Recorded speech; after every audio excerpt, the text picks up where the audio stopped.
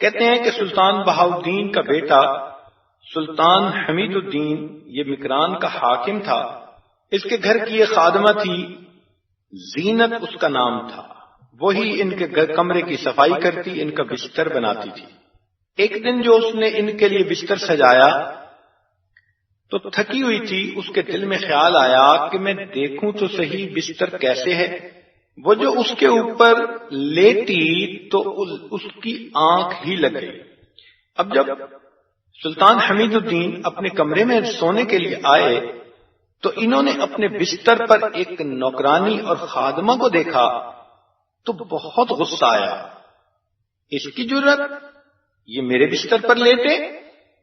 چنانچہ قریب آ کر انہوں نے سر کے بالوں سے اس کو پکڑا اور بال کھینچ کے اس کو کھڑا کر دیا. وہ سوئی ہوئی تھی. اچانک جو بال کھینچے تو اس کو درد ہوئی.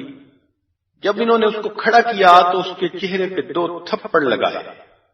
وہ رونے لگ گئی، مگر تھوڑا رو کر وہ جلدی چپ ہو گئی. ان کو بھی محسوس ہوا کہ میں نے مارا زیادہ ہے مگر یہ چپ جلدی ہو گئی ہے. تو انہوں نے اس سے پوچھا کہ بتاؤ تم اتنا جلدی چپ کیوں ہو گئی؟ وہ کہنے لگی بادشاہ سلامت، آپ نے مجھے مارا، بالوں سے پکڑ کے اٹھایا، مجھے تکلیف ہوئی، اس تکلیف کی وجہ سے میں رو پڑی، مگر اتنا جلدی چپ کیوں کر گئی؟ وہ کہنے لگی کہ مجھے ایک خیال آ گیا. کیا خیال آیا؟ کہ بادشاہ سلامت مجھے یہ خیال آیا، میں اس بستر پر تھوڑی دیر کے لیے لیٹی ہوں اور مجھے اتنی سزا ملی ہے. آپ روزانہ اس بستر پر سوتے ہیں، آخرت میں آپ کے ساتھ کیا معاملہ ہوگا؟ بس اس لڑکی کا یہ بات کرنا تھا کہ بات دل میں اتر گئی.